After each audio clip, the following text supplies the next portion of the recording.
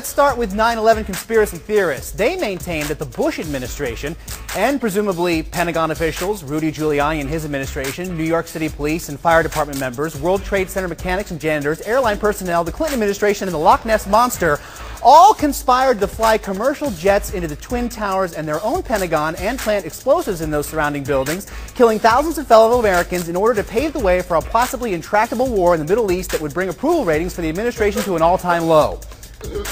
Are you with me? Why would Americans do this, you ask? Well, money, of course, and what better way to make money than to topple the center of American finance and send the economy into a downward spiral? Who orchestrated this, you ask? The Bush administration, a full 7.5 months after taking office. Apparently, the 1992 World Trade Center bombing, which was meant to bring down the towers, was just a failed attempt by the Clinton administration. So Bill kindly handed over the plans to George in 2001.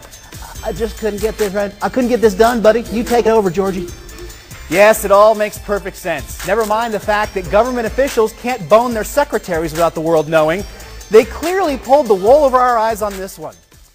People are fundamentally skeptical. People don't trust the explanations they have. This mistrust of an official explanation motivates them to go looking further, and then they want to keep going and keep going and keep going and find out what they think could be a more convincing explanation.